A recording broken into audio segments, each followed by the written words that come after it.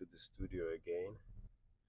So today I'm planning to record another video about body weight transferring, and I will demonstrate it, of course, using Rumba Walk or Cha-Cha Walk, which is pretty much essentially the same. You can use the same type of technique. And yesterday I was teaching my student, and I just realized no matter how much you teach like body actions or make them dance on the straight leg, do different arm style and stuff, it's still missing a lot when you do not understand how you transfer your body weight from foot to foot. And I remember one of the teachers, I believe it was like Donny Burns or somebody, he's been asked, when you judge, what are you looking at the most? And he said, I'm looking at the quality of the body weight transferring. So the quality of the body weight transferring. So how you can in a smooth and very effortless way transfer your weight from foot to foot. To me, like when I teach, I have two priorities. It's number one, is you have to look beautiful, whatever that means. And second is musicality. You want to be very much with the music and maybe even channel the music through your body, or even show the music through your body. That will be the ultimate goal. So when you dance and you can see that beat, that music in person's body. And I sometimes watch hip hop dancers like popping, locking, or some different style of dances, and I'm very like impressed how the music play the beat, and actually they are able to show that music in their body, and I'm very fascinated by that. And I very much would like that to be in my dancing as well, and in my students dance. So to show music in your body, and number two, it's to look beautiful. Also watch a lot of social dance, like you can go on YouTube and type cha-cha social dance, and you will see how it's just like a lot of videos, like it's almost like a line dance, social dance cha-cha, but and the live band is playing, and they do like, maybe they don't look like beautiful like straight legs and do some design with their body, but musicality, it's out of this world. The step so much match the rhythm, and the way they take the rhythm and they can play with it with the different movements through the music, and you can like hear the music by looking at the dancers. So that will be ultimate goal. And of course I want to add element of beauty. If we talk about cha-cha, rumba, samba, it's like, of course, like having a beautiful posture, having nice straight legs, and of course weight transferring. So this is what I'm thinking to record today, how you can combine that incredible musicality with the weight transferring. And as you will see on the video, I teach a lot about split weight position. And when you dance with the music fast, it seems like there is almost no way you can do it. But that split weight position where your body weight is just in between 2 feet, and then you can able to control the weight transfers through the body actions from foot to foot. It's create actually very beautiful fluid movement, and combined with the correct foot timing, you can have that incredible musicality. So this will be a goal today. And you will see that it's a little bit different the way you transfer weight when you go forward and backward. So for the forward walks, priority will be to drift your spine and keep that continuity of the spine. And as your spine continues moving forward, then you take a step. So in a way, your spine invites leg into the step.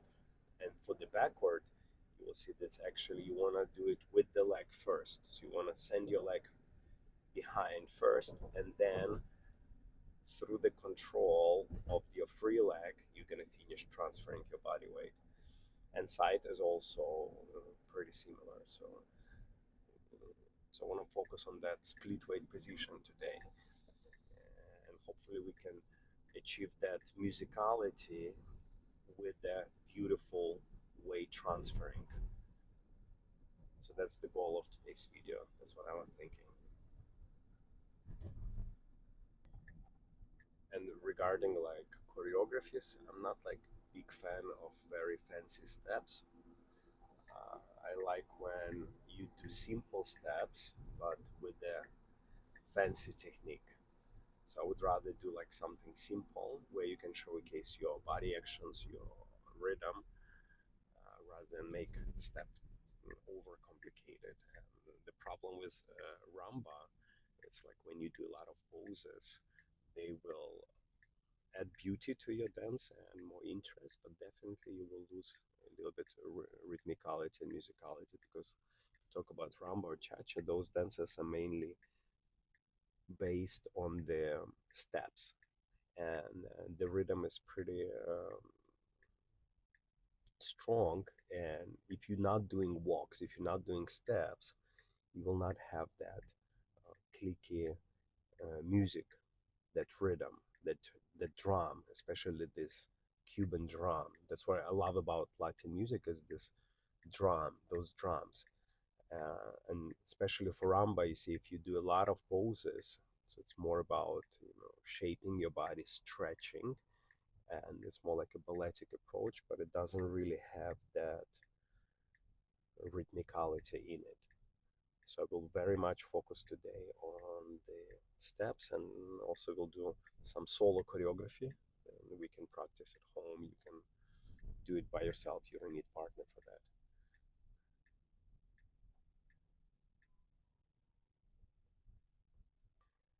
And also a little bit Q&A.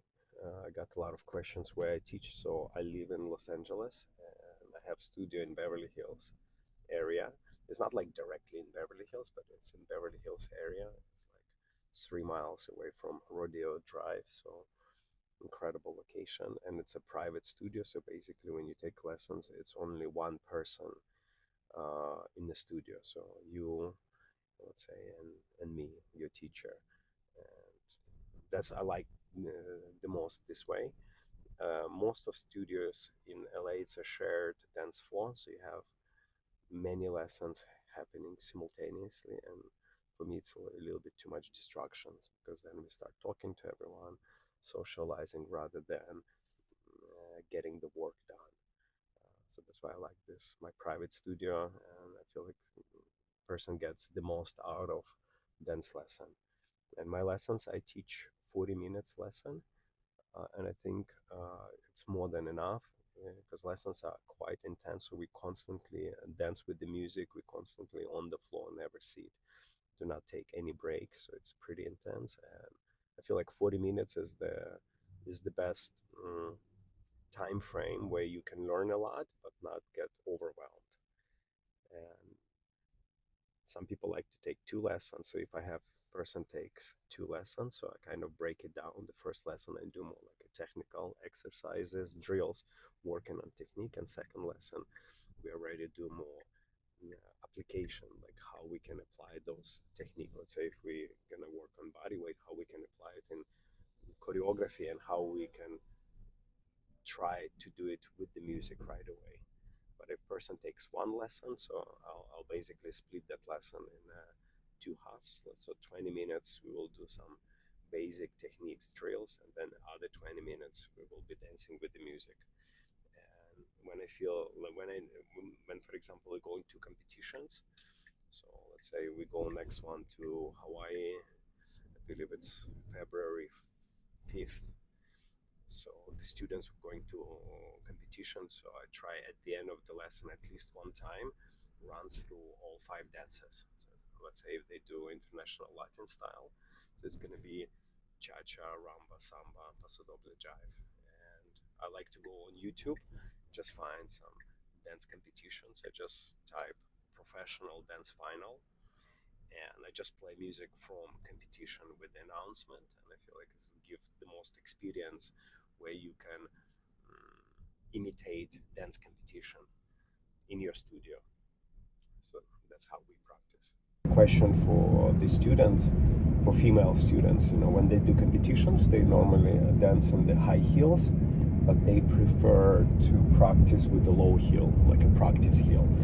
And I recommend actually not to do that. If you're gonna do your competitions, your shows with the high heel, obviously you have to practice in a high heel, because it's very different feeling, very different body mechanics, muscle memory when you dance on the high heel or on the low heel. So ideally you always wear your high heels during practice. Just buy 2 pairs of the high heel shoes, and the newer one keep for your performances, competitions, and one of course you practice, like just exactly the same pair. In my opinion, is much better, because I have also dance shoes, and sometimes if I teach on the flat, like sport shoes, it feels different when you go to and change your shoes to the dance shoes. Somehow it feels very different, like your balance slightly off. So you have to practice in the shoes very close to your competitive shoes. And the same for females, for the outfits. I strongly recommend wear some sort of skirt, Latin skirt, maybe with the fringes, something which can fly, something which slightly imitates your performance dress. And it's, for females, it's very important to feel the and dance the dress, especially when you do like rotation, hip twists, and the dress is flying. So you want to practice in that type of outfits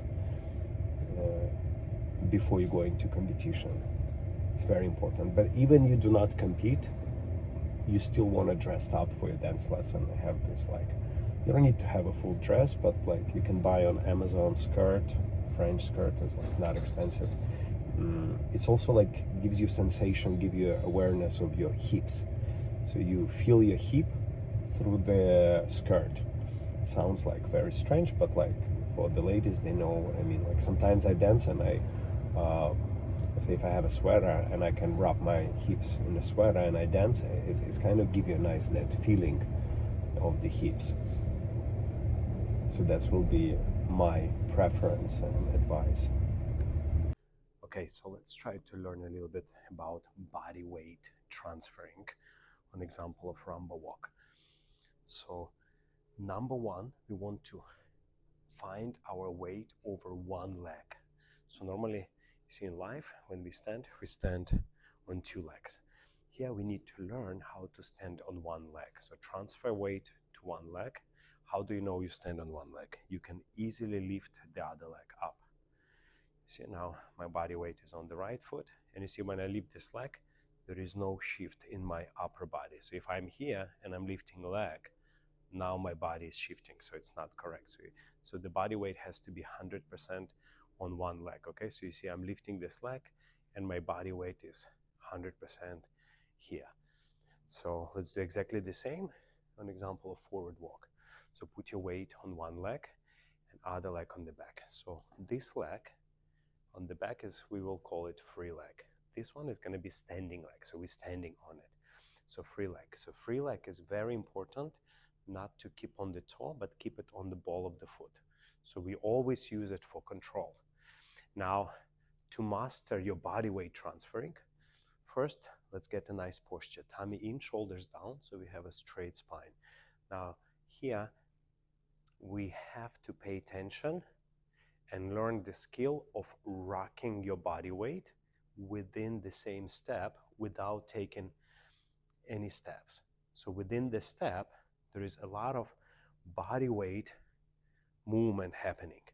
Now, this will be a very important exercise. I call it rocking. So we're rocking. Without putting a heel down, keep it on ball of the foot. You're going to rock your weight to the heel, middle, and ball of the foot. So you see, using this leg, my spine now start maneuvering. We maneuver our spine. We maneuver our body weight from front to the back. Now, if we take a look at this leg, my standing leg, so this is the heel, this is the middle of the foot, this is the ball of the foot. So I'm using my back leg, go from the heel to the middle to the ball of the foot. So we talk about this leg, my standing leg right now. Now, how you control it? So first of all, of course, there is a spine movement on its own, but also use your back leg to, in a way we can say, push your weight. So from here, I see now I'm using this like I'm pushing my weight to the middle of my foot and to the ball of the foot. Now for the back, you see I'm using my standing leg to rock my body weight back. You see, so there is this rocking action. There is this rocking action happening. Some people call it position A, if your body weight on the heel, B and C. So you go from A to B and to C.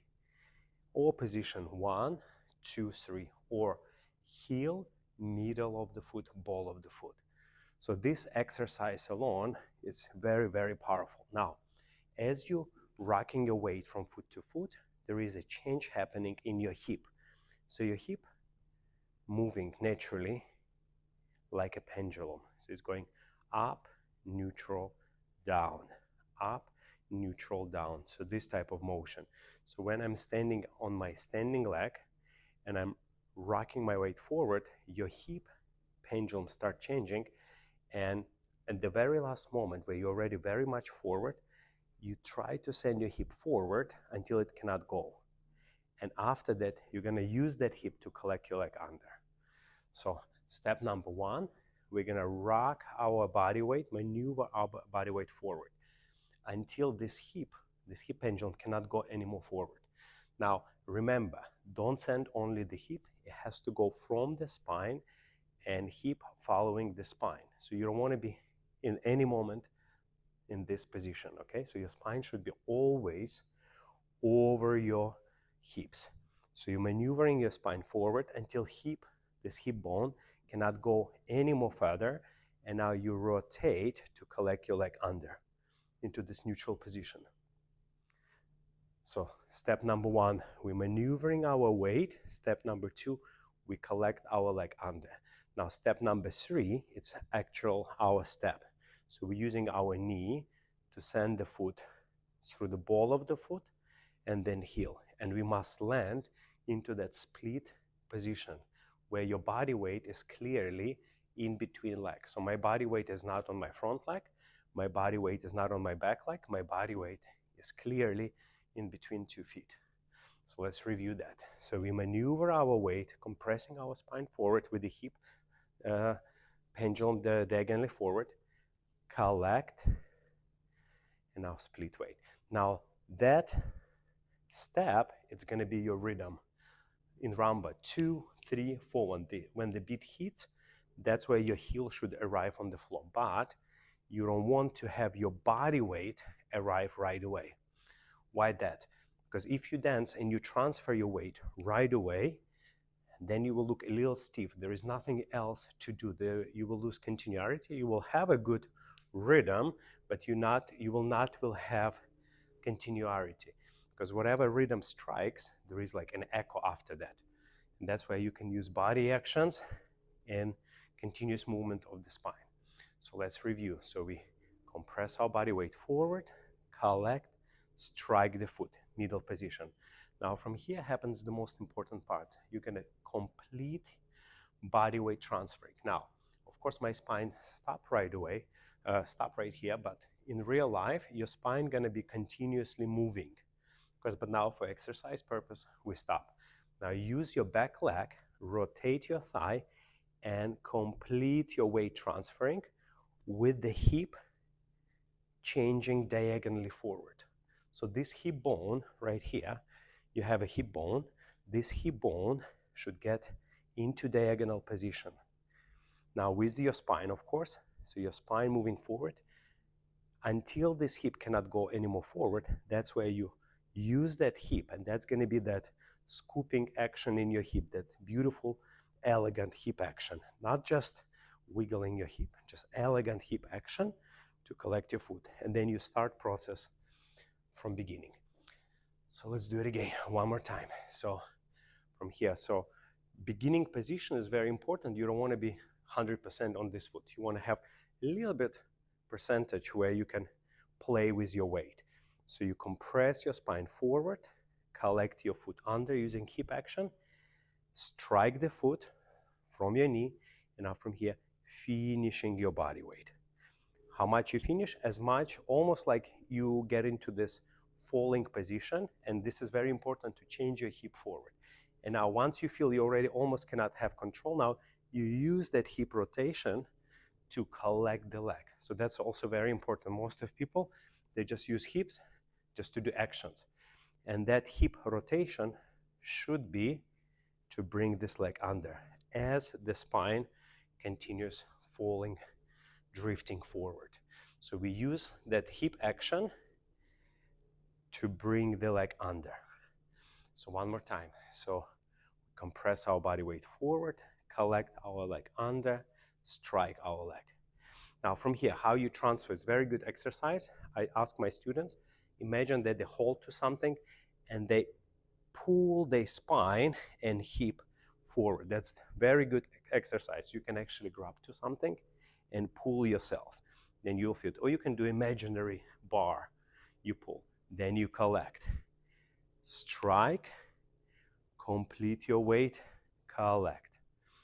Now, when we dance, for example, rumba, you have counts 2, 3, 4, 1. So how we can play with our body weight as we do those rhythmical walks. So let's start from count 2. So always, let's say if we have 2 step forward, always we want to have that and that preparation before we start walking. And that preparation should not be only body action, it also has to be a spine movement. Remember that rocking we were talking about. So we go and we step 2. Now we transfer our weight forward. And now on count we collect like under 3 and 4. So on this last count, 4, 1, so we have more time. So we can actually resist using back leg. Resist longer, longer, longer, longer. 4 and 1 and. So in this case, we have very beautiful controlled body weight transferring throughout your rumba walks. So I'll do a little bit faster so you can see it. And 2 and 3 and 4 and 1 and So let's do the same this way. So we drift our body weight forward without taking step on count and. We use our hip to bring our leg under We strike our leg on number 2 and then we continue. And 30 and 4 and 1 and So now when you dance with music, of course, it's impossible to stop, move, stop, move. You want to make it continuous, but you want to have this control of your body weight in this manner. That will give you a lot of mobility, a lot of flexibility, a lot of control. So I'll try to do a little bit faster and you can see maybe the flow of the movement.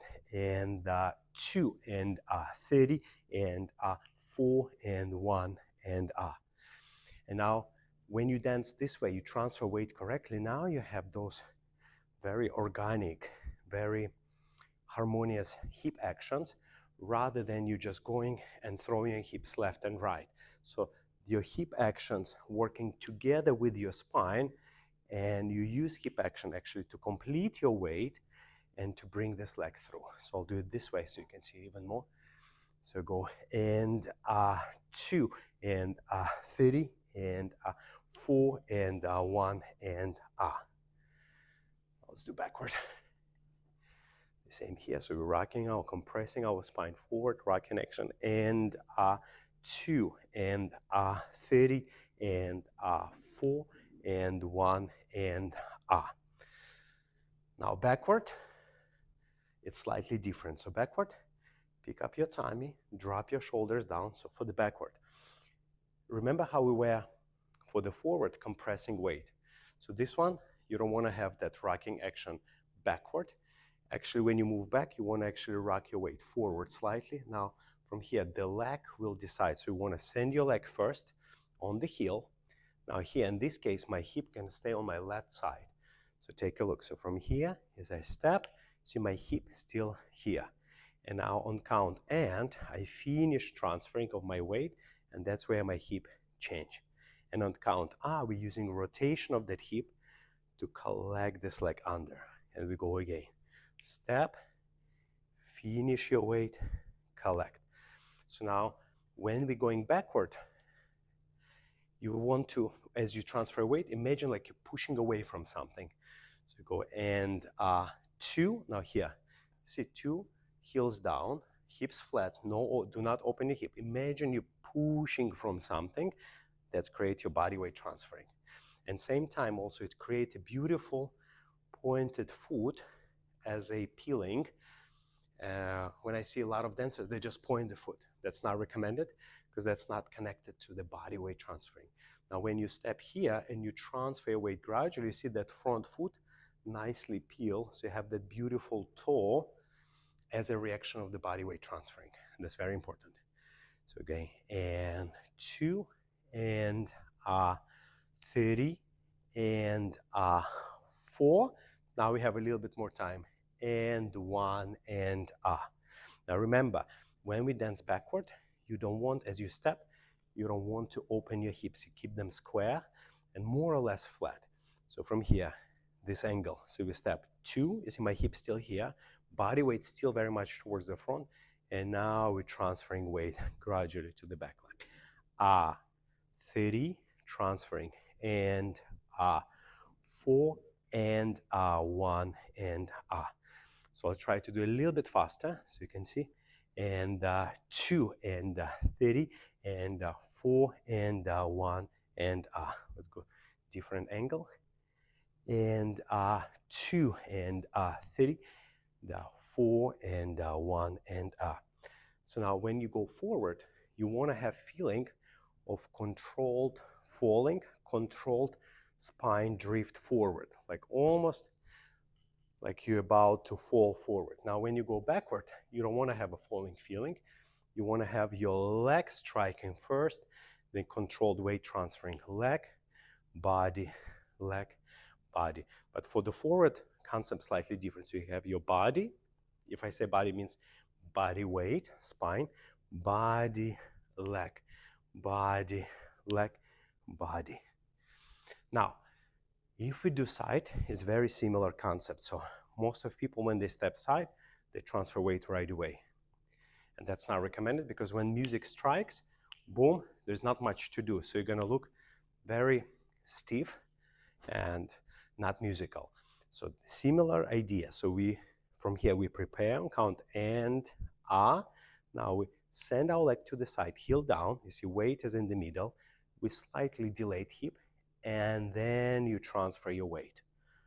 So let's try again. And step 2, for example, 2, and now you transfer your weight. And now you have your hip action, squeezing. We can go 30, and 4, and 1, and So that split position is everywhere. So if you go forward, you land split, then you pull yourself into the step. You go back, you have split, then you push yourself into the step. And the side, also that feeling of pulling yourself. So if, let's say, combine those forward, back, and side, we have our basic rumba walk, but with the correct body weight transferring, how we can do it. So for example, here I start sideways so you can see. So we have, how rumba walk looks like. So you go back, forward, side. So from here, using the understanding of weight transferring, how we can make it better. So instead of just going in one piece or just moving our legs, we're gonna create a very beautiful weight transferring from here. So this is a backward walk. So the leg go first, then we transfer. Now the next one is like a forward walk, right? So we heel down, and now we transfer. Next one is a side. So heel down, and then we transfer. Next part is a forward check, similar idea. So using our action, step 2, split position, then we transfer. Back, then we transfer. Side, then we transfer, transfer, transfer. Now from here, rhythm will be very important. So our rhythm is 2 and 30 and now the longest is on the side, 4 and 1 and. So therefore on that long, you can even use delayed hip to fill out that weight transferring. So we can play with that. And 2 and 30 and 4 and 1 and 2. So this is like check forward walk, or people in America call it rock step, but in essence it's a forward walk. So it's a split weight.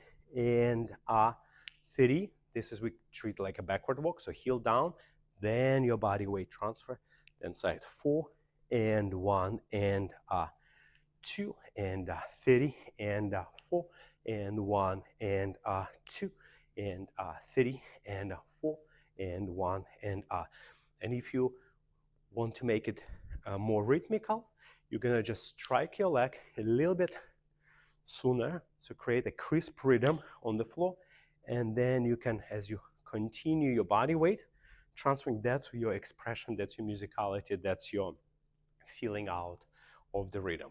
So let's try with a little bit more precise rhythm in the feet and more continuous body weight and body actions transferring. 2 and 30 and 4 and 1 and 2 and 3, 4 and 1 and Now, what are mistakes? The biggest mistake, that's what beginners do, they always transfer weight and step at the same time. And in this case, your dance will look a little stiff. It will look only just like legs moving. And most of people, to fix it, you just try to add body action, but it doesn't work quite well. So I strongly recommend to understand your split weight position, transferring as you go side, split weight position, transferring as you go forward, split weight, transferring as you go back. So try to understand your split weight positions, your weight transferring technique, and then I'll show you more steps how you can apply it. Now, for private lessons in person, go to my website, beverlyhillsdancestudio.com. Now, for online classes, you can download my app. It's called Dance with Oleg app from App Store or Google App Store.